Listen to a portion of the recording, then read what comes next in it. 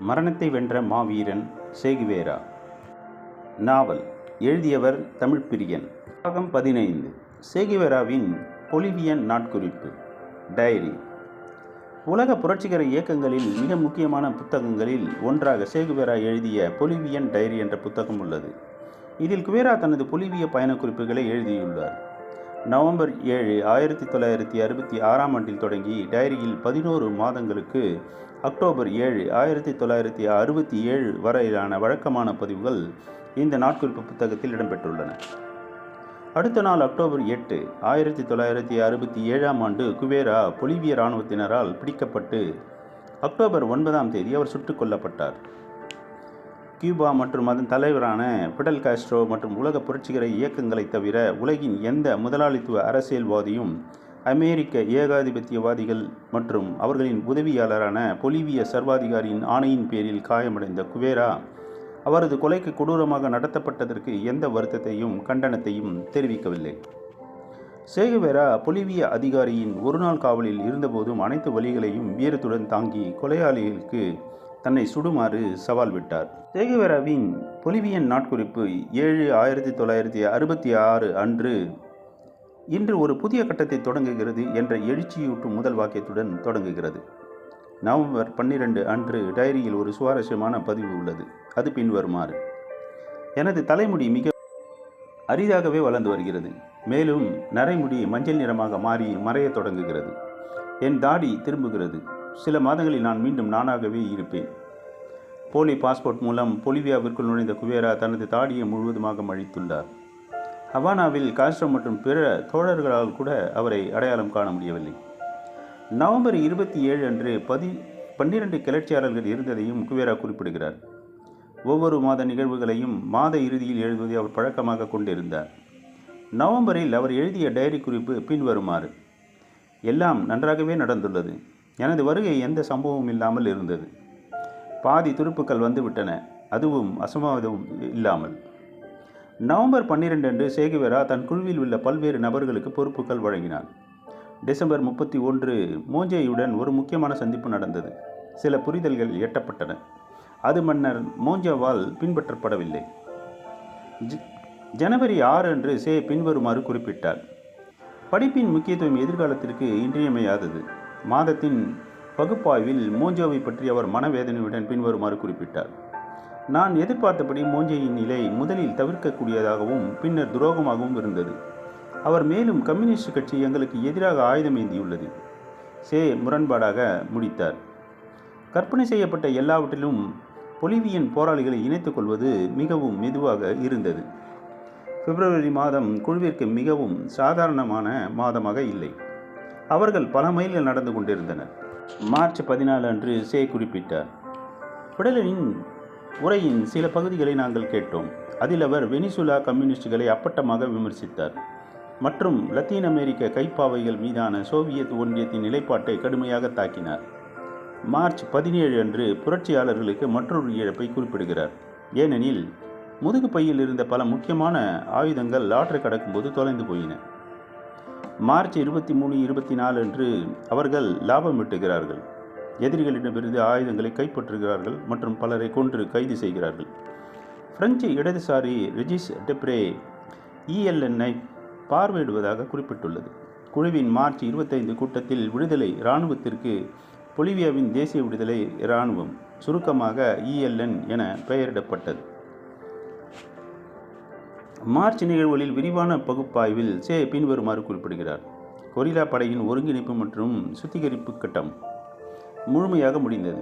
எதிரி இதுவரை முற்றிலும் பயனற்றவர் என்றும் விவசாயிகளை தனிமைப்படுத்த அவர் அணி திரட்ட முயற்சிக்கிறார் என்றும் அவர் குறிப்பிட்டார். ஏப்ரல் 4 மொத்த பேரழிவு மற்றும் 6 பெரிய பதற்றம் என்று குறிப்பிடுகிறார். ஏப்ரல் 11 வானொலியில் ஒரு புதிய மற்றும் இரத்தக்களரி என்கவுண்டர் பற்றி செய்தி பதிவு செய்யப்பட்டுள்ளது. அதில் 9 பேர் இராணுவத்தினராலும் 4 பேர் கொரில்லாக்களாலும் இறந்ததாக குறிப்பிடப்பட்டுள்ளது. ஏப்ரல் 22 தவறுகள் செய்ததாக குறிப்பிடப்படுகிறது. மேலும் 25 சிறந்த கொரில்லா ரோலாண்டோ பதுங்கியிருந்த இறக்கும் கெட்ட நாள் என்று குறிப்பிடப்பட்டுள்ளது. ஏப்ரல் மாதத்தின் சுருக்கம் ரூபியோ மற்றும் ரோலாண்டோவின் மரணத்தை கடுமையான அடி என்று உறுதிப்படுத்தியது. வட அமெரிக்காவின் தலையீடு குறிப்பிடப்பட்டுள்ளது. எனினும் போராளிகள் மனம் தளரவில்லை என்று சே குறிப்பிட்டுள்ளார். கொரில்லா முகாமில் உள்ள செடிகளை அகற்றி மே தினம் கொண்டாடப்படுகிறது. சர்வாதிகாரி பெரியாண்டோஸால் நிராகரிக்கப்பட்ட ஒரு பத்திரிகையாளராக டெஃப்ரேயின் அந்தஸ்து மற்றும் அவரது விசாரணை குறித்து அதே நாட்குறிப்பில் குறிப்பிடப்பட்டுள்ளது. மே மாதத்தின் சுருக்கம் கவலை அளிக்கிறது. ELN இன் மணிலா, லாபாஸ் மற்றும் ஜோவாக்கின் மற்றொரு குழு உடனான தொடர்பை மொத்தமாக இழந்ததை சே கிவேரா குறிப்பிடுகிறார். குழுவின் பலத்தை 25ஆக குறைத்தார். விவசாயிகள் இப்போது ELN-ஐ போற்றுகிறார்கள் என்றாலும் அவர்களை பணியமர்த்துவதில் முழுமையான தோல்வி. இது பொதுவான மற்றும் பொறுமையான பணி என்று அவர் குறிப்பிடுகிறார். ஜூன் மாதத்தில் 14ஆம் தேதி சே கிவேராவின் இளைய மகள் செலியாவின் பிறந்த நாளாக குறிப்பிடப்பட்டுள்ளது. அது அவருடைய சொந்த பிறந்த நாளாகவும் உள்ளது. அதை அவர் எளிமையாக குறிப்பிடுகிறார். எனக்கு 39 வயதாகிறது மற்றும் தவிர்க்க முடியாமல் எனது வயதை கருத்தில் கொள்ள வேண்டிய வயதை நெருங்கிக் கொண்டிருக்கிறேன். கொரில்லாவாக எதிர்காலம், ஆனால் இப்போதைக்கு நான் இன்னும் ஒரு தூண்டாக இருக்கிறேன். ஜூன் 23 அன்று சே குறிப்பிடுகிறார். ஆஸ்மா எனக்கு ஒரு தீவிர பிரச்சனையாகி வருகிறது. இன்னும் மிக குறைந்த மருந்து மட்டுமே உள்ளது. அடுத்தடுத்த நாட்களில் அது மோசமாகிறது. ஜூன் 29 அன்று அவர்கள் இப்போது 24 ஆண்டுகள் என்று குறிப்பிட்டுள்ளார். 20ஆம் தேதி தேப்ரே வெளிப்படையாக தேவையானதை விட அதிகமாக பேசினார் என்று சே குறிப்பிடுகிறார். மாதத்தின் பகுப்பாய்வில் மொத்த தொடர்பு இல்லாமை, விவசாயிகள் ஆட்சேர்ப்பு தொடர்ந்து இல்லாமை, பொலிவியல் கம்யூனிஸ்ட் கட்சியினர் தொடர்பு இல்லை, டெப்ரேயின் வழக்கு மற்றும் சே இயக்கத்தின் தலைவர் என்ற அங்கீகாரம் ஆகியவற்றை சே குறிப்பிடுகிறார். மேலும் இயக்கத்தில் குறைந்தபட்சம் 50 முதல் 100 ஆட்களை நியமிக்க வேண்டிய அவசர பணியை சே குறிப்பிடுகிறார். ஜூலை மாதம் முதல் நாளே பொலிவியன் சர்வாதிகாரி பேரெண்டோஸின் செய்தியாளர் சந்திப்பில் கொரில்லாக்களை எலிகள் மற்றும் பாம்புகள் என்று குறிப்பிட்டு சே கிவேராவை அழிக்கவும் டெஃப்ரோவை தண்டிக்கவும் அழைப்பு விடுத்தார். சே கிவேராவின் ஆஸ்துமா நோய் மோசமடைந்து வருவது மீண்டும் மீண்டும் குறிப்பிடப்படுகிறது. ஜூலை 14 அன்று பொலிவியன் அரசாங்கம் வேகமாக சிதைந்து வருகிறது என சே கவலைப்பட்டார். இப்போது இன்னும் 100 ஆண்கள் இல்லை என்பது மிகவும் பரிதாபம். ஜூலை 3 அன்று அவர் எழுதினார். நாங்கள் 22 ஆண்கள் 2 காயங்களுடன் இருக்கிறோம். எனக்கு முழு ஆஸ்துமா உள்ளது. தொடர்பான மொத்த இழப்பு, விவசாயிகளின் ஆட்சேர்ப்பு இல்லாமை, கொரில்லா படை பழம்பெருமை வாய்ந்ததாக மாறியது. மேலும் ஒவ்வொரு போரிலும் கொரில்லா படையின் மன உறுதியும் போர் அனுபவமும் அதிகரிக்கும் என மாதத்தின் பகுப்பாய்வு குறிப்பிடுகிறது. ஆகஸ்ட் 2 அன்று சே குறிப்பிடுகிறார். எனது ஆஸ்துமா என்னை மிகவும் கடுமையாக தாக்குகிறது மற்றும் எனது கடைசி ஆஸ்துமா எதிர்ப்பு ஊசியை நான் பயன்படுத்தினேன். என்னிடம் எஞ்சியிருப்பது சுமார் 10 நாட்களுக்குள்ள மாத்திரைகள் மட்டுமே. ஆகஸ்ட் 8 அன்று அவர் தன் தோழர்களிடம் ஒரு உரையை நிகழ்த்தி கடினமான சூழ்நிலையை குறிப்பிட்டார். அவர் குறிப்பிட்டதாவது: பெரிய முடிவுகளை எடுக்க வேண்டிய தருணங்களில் இதுவும் ஒன்றாகும். இந்த வகையான போராட்டம் புரட்சியாளர்களாக மாறுவதற்கான வாய்ப்பை அளிக்கிறது. மிக உயர்ந்த வடிவம் மனித இனம். மேலும் அதாவது புரட்சி நம்மை முழுமை பெற்ற மனிதர்களாக அனுமதிக்கிறது. ஆகஸ்ட் மாதத்தின் சுருக்கம்: அனைத்து ஆவணங்கள், மருந்துகள், 2 பேரின் இழப்பு, ஒரு கை விட்டு இழப்பு ஆகியவற்றால் ஏற்பட்ட அடியை குறிப்பிடுகிறது. மாதத்தின் மற்ற அம்சங்கள் அப்படியே இருக்கின்றன, ஆனால் மன உறுதி காரணி சரிவு ஆக மாறுகிறது.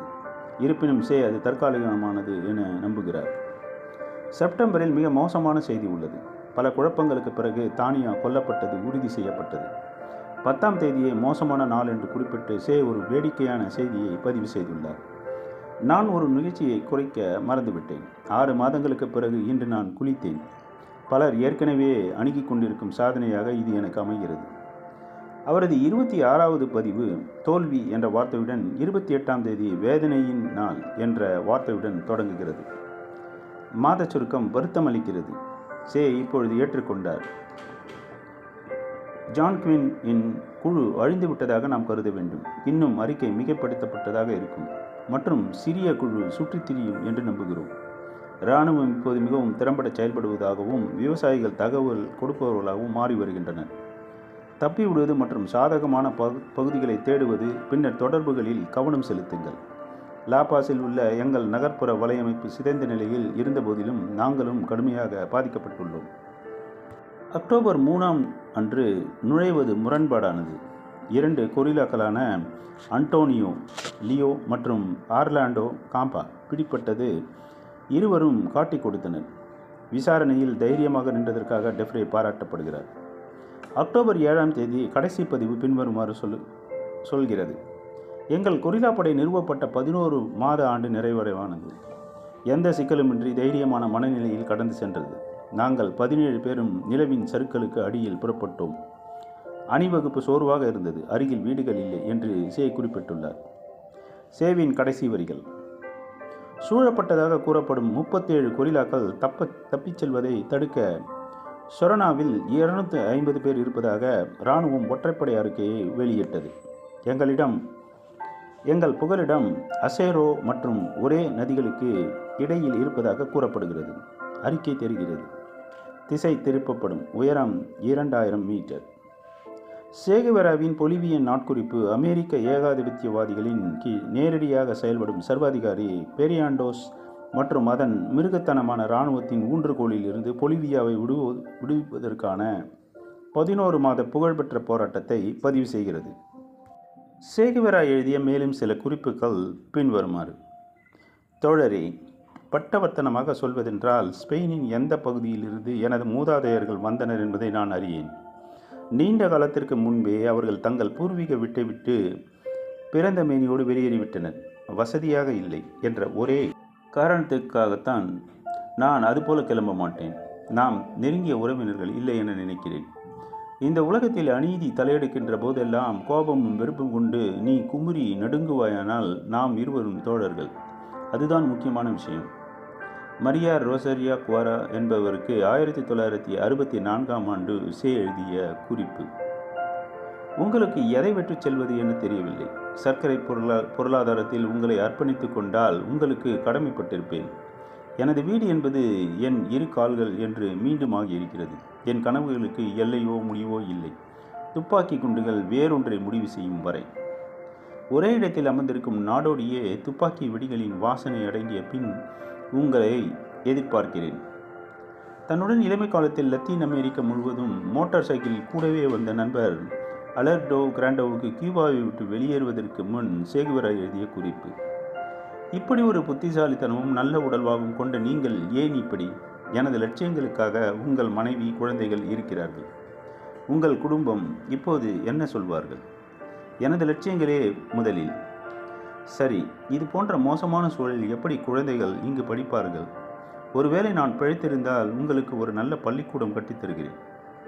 கொல்லப்படுவதற்கு சிறிது நேரத்திற்கு முன் அவருக்கு அந்த பள்ளியில் உணவு கொடுத்து பேசித்து கொண்டிருந்த ஆசிரியை ஜூலியஸ் கோர்டஸ் எனும் 19 வயது பெண்மணியை பார்த்து சேகுவேரா பேசியது இது. நவம்பர் 7, 1967. புதிய அத்தியாயம் அரங்கேறுகிறது. பண்ணைக்கு இரவு வந்து சேர்ந்தோம். பயணம் நல்லவிதமாக இருந்தது.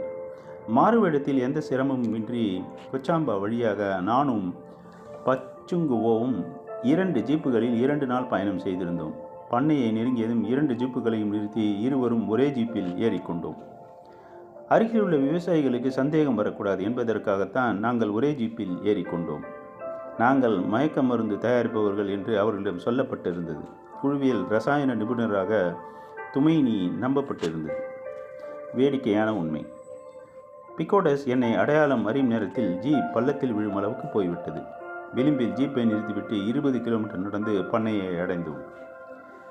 பெண்கள் விடுதலை அடைய வேண்டும் என்றால் அவர்கள் முழு சுதந்திரம் பெற வேண்டும். அவர்கள் மரணத்தில் சுதந்திரம் மலர வேண்டும். அவர்களை சில நடவடிக்கைகளில் ஈடுபட விடாமல் தடுப்பது உடல் ரீதியான காரணம் மட்டுமல்ல, இன்னும் அப்படியே இருக்கும் பழைய மரபின் மதமும் தான். பழமையான மரபு பற்றி சே கூறியது. காங்கோ தோல்விக்கு பின் சேர்ந்திருந்த சேவிற்கு காஸ்ட்ரோ கியூபா திரும்புமாறும் தன்னுடன் ஒத்துழைக்குமாறும் விண்ணப்பம் அனுப்பியிருந்தார். ஆனால் சே ஒத்துழைக்கவில்லை. காங்கோவை விட்டு வெளியேறுவதற்கு முன்னால் அவர் எழுதியது பின்வருமாறு. முன்பை விட எனக்கு கொரில்லா போர் முறையின் மீது நம்பிக்கை அதிகமாகிவிட்டது. ஆனாலும் நாங்கள் தோல்வியடைந்தோம். இதில் எனது பொறுப்பு மிகப்பெரியது.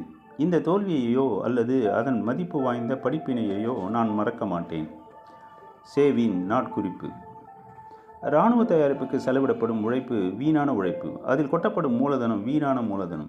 துரதிருஷ்டவசமாக நாம் அதை செய்வதாக வேண்டியிருக்கிறது. ஏனெனில் வேறு சிலர் தங்களை தயார்படுத்தி கொண்டு இருக்கிறார்கள்.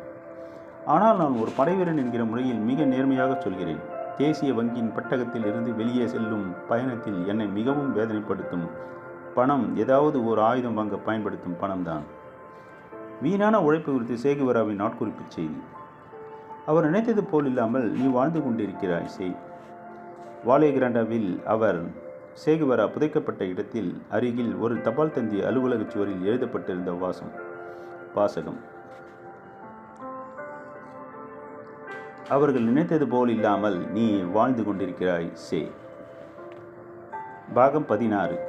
சேகுவேரா வாழ்வில் சில சுவையான நிகழ்ச்சிகள். புரட்சி வீரர் சேகுவேரா வாழ்க்கையிலும் மற்ற தலைவர்கள் வாழ்வில் நிகழ்ந்தது போன்ற சுவையான நிகழ்ச்சிகள் நடந்துள்ளன.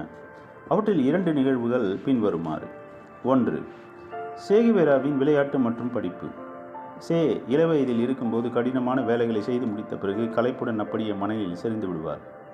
அது அவருக்கு மிகவும் பிடித்திருந்தது. ஏதோ பெரிதாக சாதனை செய்தது போல் இருக்கும். ஒரு சிறிய குன்றின் மீது ஏறிவிட்டால் போதும், அன்றிரவு முழுவதுமே தூக்கம் வராது. கனவு காணத் தொடங்கி விடுவார். தந்தையுடன் கோல்ஃப் விளையாட்டு அரங்கத்திற்கு செல்வார். மற்ற சிறுவர்களிடம் பேசுவார். உற்சாகமாக கதைகள் கூறுவார்.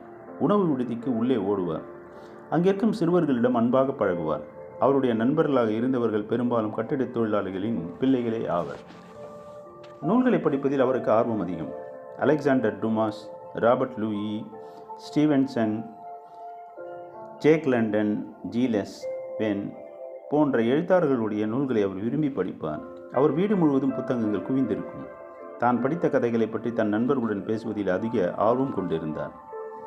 இவரை சுற்றி எப்பொழுதும் கூட்டம் நிறைந்திருக்கும். நம் எல்லோரையும் விட இவன் வித்தியாசமானவன்.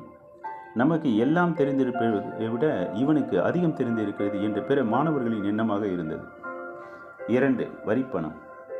சேகுவேராவின் மனைவியே அலைடா ஒரு முறை அவசரமாக சில மருந்துகள் வாங்கி இருந்தது. அதனால் அவர் குவேராவின் காரை எடுத்துக்கொண்டு சென்றார். இந்த விஷயம் சேகுவேராவுக்கு தெரிந்ததும் அவர் பெரிதும் கோபப்பட்டார். அவர் அலைடாவை நோக்கி, உன்னை யார் கார் எடுத்துக்கொண்டு கடைக்கு போகச் சொன்னது என்று கேட்டார். அவசரமாக மருந்துகள் வாங்க வேண்டி இருந்ததால் நானே உங்களது காரை எடுத்துக்கொண்டு கடைக்கு சென்றேன் என்று பதிலளித்தார் அலைடா. உனக்கு மட்டும்தான் அவசரமா? உனக்கு மட்டும்தான் குழந்தைகள் இருக்கிறார்களா? இது மக்களுடைய வரிப்பணத்தில் அவர்களுக்கு மட்டுமே சேவை செய்ய அரசு எனக்கு அளித்த கார். இதை உன் சுயநலத்திற்கு பயன்படுத்தியது மாபெரும் தவறு என்றார் குவேரா. அலைடா பலமுறை மன்னிப்பு கேட்ட பிறகுதான் குவேராவின் கோபம் தணிந்தது. பாகம் 17. குவேரா செய்த பல்வேறு தொழில்கள். குவேரா தன் வாழ்நாளில் பல தொழில்களை செய்துள்ளார்.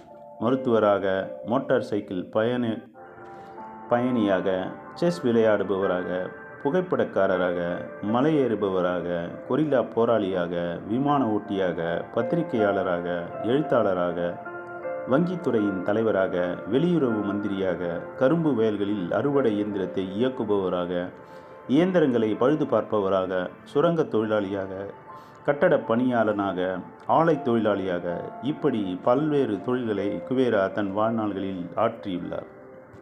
மரணத்தை வென்ற மாவீரன் சேகுவேரா நாவல் தொடரும்.